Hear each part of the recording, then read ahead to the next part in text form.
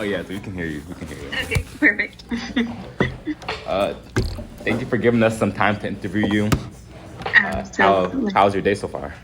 It's been good. This is my first meeting of the day, so I'm really pumped. Well, thank you for making some time for us. We do appreciate it. And if you don't mind, we have like a couple questions for you. A good amount of questions for you. So we don't have a lot of time, so if we can just start right now. Let's do it. Okay. It's okay, I'm ready. First Hi, things first. Chidalu. Hi. First things first. Well, my name is Dyson. You haven't met me before. You already know Chidalu. I'm her partner in this project. And So, our first question is, could you introduce yourself and your current position? sure. Wait, so quick question. Are y'all recording this? Yes. We should have Oh. mentioned that before. Oh, no, that's okay. Just wondering, because sometimes I forget to hit record whenever I'm doing stuff. So wanted to make sure. Okay, cool. So, hello, my name is Adriana Esinal. I am currently a program manager at Summer Search, which is a national nonprofit that helps students from low-income families get to and through college. And I live in Boston, Massachusetts. Okay. Next question. As a woman of color in STEM, have there been any unique obstacles you had to overcome? Sure. So I can share a little bit about my background. When I was in high school, I really loved math and science. Both of my parents immigrated to the US from Honduras. And so for them, education was always really important, and they pushed us to do well in school. And so I always did really well, always got good grades. And I found out about this program. It was a free program at MIT for high school juniors to take classes at MIT and to live on campus and kind of experience what it was like to be a freshman at MIT during a summer. And so I did that the summer before my senior year of high school, and after that decided, like, I want to do engineering. This is the major I want to do. So I studied environmental engineering, and after that I worked in a manufacturing plant, a chemical manufacturing plant, for about 4 years. And so during my time in college, I had various internships where I was working in different companies or organizations as an engineer, and then I worked as one for a few years after. So in terms of my experience being a woman of color in STEM, you were asking about like any sort of challenges that I experienced? Yeah. I would say challenges that I experienced were a lack of representation. And so it was really, sometimes it kind of felt a little bit lonely, like being for example, in my classes and college, being the only woman of color in some of my classes. And I didn't experience any sort of discrimination per se, at least, outright discrimination, but I think internally, right, I faced a lot of just like, what am I doing here? Like, is this really the place for me? And so battling a lot of those thoughts and those internal challenges was, I think, what made it a little bit more difficult, versus feeling like I was free and I could do whatever I want. I could be myself. I kind of felt like I had to sort of either act a certain way or, not engage as my full self in those spaces. And so I think having that lack of representation sort of didn't really allow me to see someone in a position like that I wanted to be in. So I felt like I had to kind of just rely on my community or rely on my support system to kind of push me through those challenging times. So that was in college. And then I think in working in industry. So after I graduated, I moved to Texas, and it was definitely a big culture shock because I was working with people who were born and raised in rural Texas. And so I think I similarly saw a lack of representation. Like, I think at my company, there was maybe, it was probably 10% of the leaders were females. And at that, it was even a smaller percentage that were women of color. So again, that sort of lack of representation. And I think there was one moment that sticks out to me where I was out and we had like a ton of like big equipment and that was outside that like produced or manufactured the chemicals. And so I remember being out there with some of the contractors or like employees that we would hire to come and like either fix things or perform maintenance on equipment. And there was this one worker who, when I was out there with my hard hat and my boots, my steel toe boots, kind of observing what they were doing.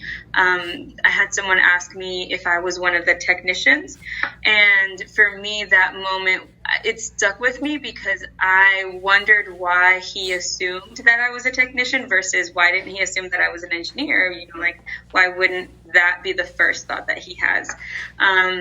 And so that, it could have been attributed to like maybe my gender or my, like background as a Latina, or maybe it was both. I'm not sure. But I think that to me it stuck out because it was like, man, I want to get to a point where like people can and do assume that like, because you look a certain way that maybe you have this position versus assuming the opposite. And so I think that was a challenge. But I think overall it does take, in order to do engineering, it is a tough field. And so it does require like, just strength and knowing that like, okay, I may not know everything, but I have what it takes to do this. And so I think it was a lot of just like pushing through those hard late nights where I was studying by myself in the library, or like, where I stayed later hours at work so that I could like really prove myself.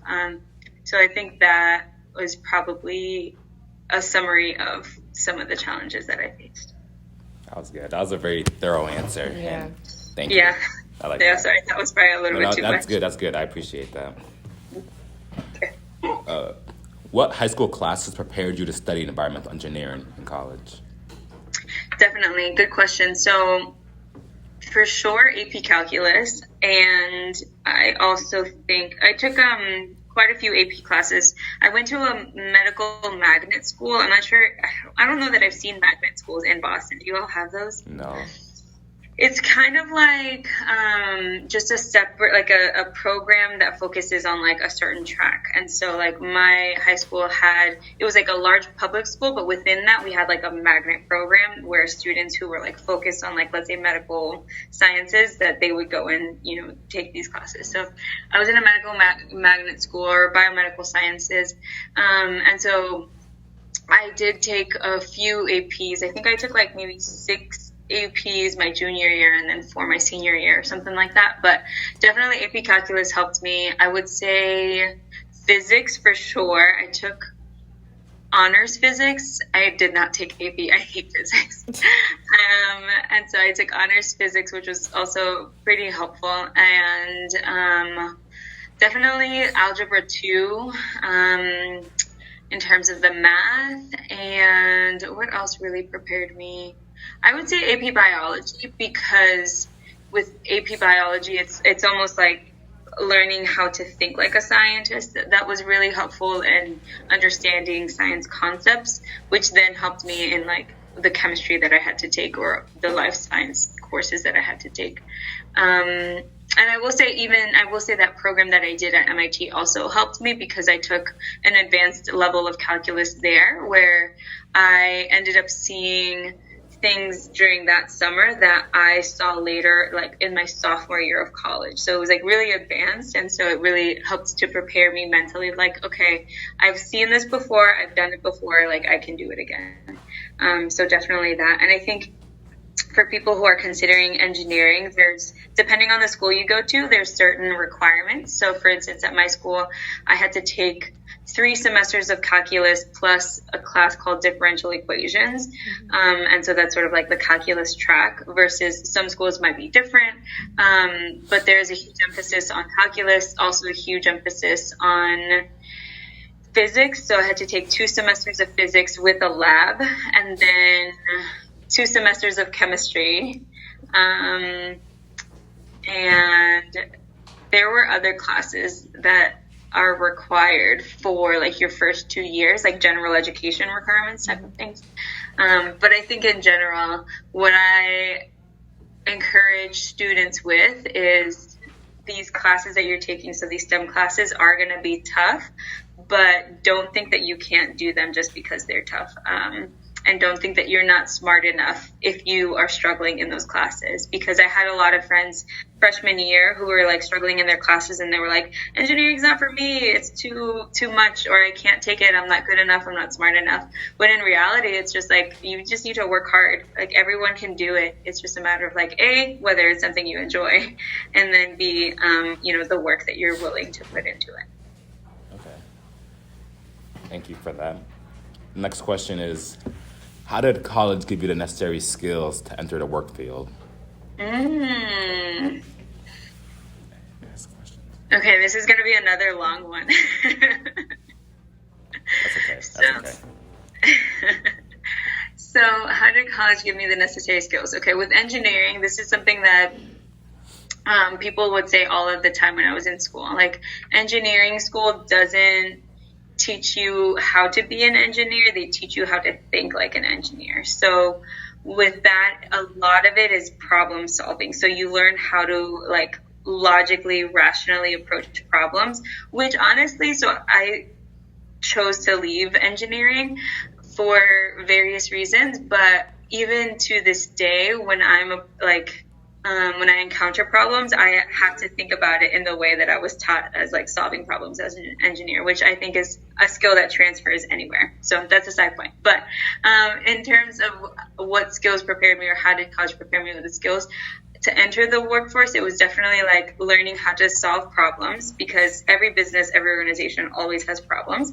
And so learning how to solve problems using data, using logic and reasoning to solve those problems and approach problems is a really good skill to have wherever you go. So that was one. I think the other thing was my university, or the School of Engineering where I was at, focused a lot on practical experience. So it wasn't just about like, here, you have to take these classes. It's also like, okay, are you getting internships over the summer? How are you doing internships? How are you getting internships? Are you getting research? So I did research in a material science and engineering lab when I was a freshman. And that was really helpful for me in getting jobs later, or in getting internships. So there was a huge focus on research, huge focus on internships, and then also a huge focus on joining organizations that helped you professionally. So we had things like National Society of Black Engineers, or I was part of the Society of Hispanic Professional Engineers. And so these organizations would help you by giving you like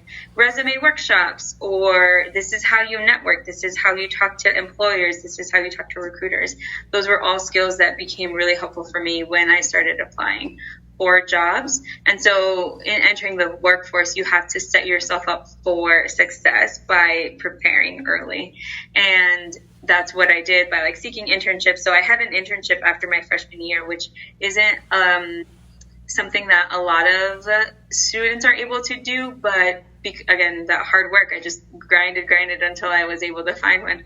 And so I got one after my freshman year, and even the summers after that, I was still able to get internships. And that helped me because it gave me skills to then utilize once I started working after I graduated college. And so I think the other aspect is that I really learned was like teamwork. And so in engineering, it is a lot of teamwork and a lot of group projects and like, creating things and working with other people and under other disciplines. And that's something in the workforce that you also do. Like, you have to work with other people. And so learning the skills to do that well was something that was really helpful for me. Thank you. Could you expand more on your job at the chemical? I think that's what it was. Yeah, sure. So what I did specifically, or what that company does? Yes. Yeah, so the company itself, it's a global manufacturing company or chemical company. And basically they make chemicals that we use in everything. So the raw products that you used to make the chips for your phone, or the raw products that you use to make lipstick that you wear, or, all of the things that we utilize on a day-to-day basis, it takes chemicals to make those products. And so the company I work for manufactured that for all kinds of industries. And so what I did in particular was I worked in environmental compliance. And so what that meant was there were all of these huge pieces of equipment that would emit chemicals into like the air, mostly the air, sometimes the water or the ground, but mostly air. And I was responsible for making sure that like they weren't polluting the environment too much. It's really, really almost impossible to not emit chemicals when you are making, quantities like that and using the current technology that's out there. And so there's like state regulations and federal regulations that limit how much companies are able to emit into the environment every year. And so I was responsible for making sure that like they weren't emitting too much, and if they were, that we were doing the right things to report that to the government, and finding ways where we could decrease emissions on a yearly basis as well. So working with the engineers and the chemical operators to make sure that we were trying our best to help and protect the environment. So that was what I was responsible for 3 separate chemical plants over the span of 4 years that I was there. All right, thank you. Another question about your career. What would you say is a common misconception about environmental engineering? Oh, yeah. That's a good one because I do get a lot of people who ask me about it. So I think a lot of people think that with environmental engineering, there's a focus on sustainability or like green energy, right? So like thinking about a lot of the challenges that we're facing, right? Like climate change and how to make sure that we are like protecting our environment and protecting the world. And a lot of people go into or think that environmental engineering is like, oh, I'm going to solve like the energy crisis, when in reality, like that's not what environmental engineering is. A lot of environmental engineering as it stands right now is either focusing on air pollution control, so like designing, equipment that can decrease pollution, or there's also a focus on landfills. So working with different cities, municipalities to like think of ways to best dispose of waste, whether it's hazardous waste, whether it's just like household waste, regular consumer waste. And then there's also the aspect of water treatment. So when you think about like what it takes to have like open your faucet and bam, you can drink the water. You can drink it up here. You can't drink it down in Florida though. Don't do that. But just like opening the faucet and being able to drink clean water, right? Like it takes environmental engineers to like work at water treatment plants and make sure that those processes are efficient and working. And so those are the 3 main areas where a lot of environmental engineers go into in terms of like what it's like to work as one.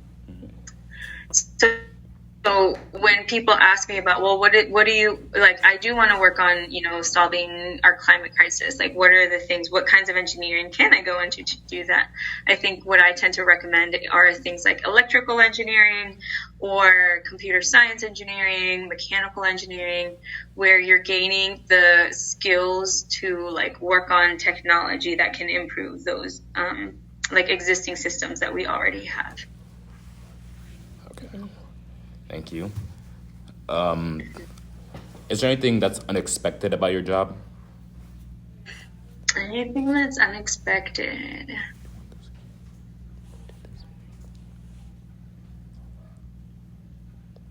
I think that in the particular work that I was doing, I did have to so for context, these chemical manufacturing plants, they typically run 24/7. And so that means that sometimes, I would get a phone call at 2 a.m. from the operators saying that there was a spill that I had to go and help with, or like report, or, like get out of bed so that I can go down to the plant and help them figure out what was happening. And so I think that was unexpected, that even though, like people talk about having, an 8-hour work week or 8-hour day work week, but recognizing that like sometimes it means that you're going to have to work outside of those hours. That's going to have to be okay. So recognizing like, how to create boundaries so that you still are able to be a human being and not someone who just, works all the time, because that's not the way that I want to live my life. Okay. Thank you. What are some of your proudest accomplishments in your career? Okay, cool. So I think for me, and this is kind of like maybe a personal thing about my professional decisions, is I think I was really proud of myself for choosing to make a career change. So back in 2018, I left engineering to work at MIT. So I ended up leading the program that I did when I was in high school. So I led that for 4 years, and I got to work with amazing high school students from across the country.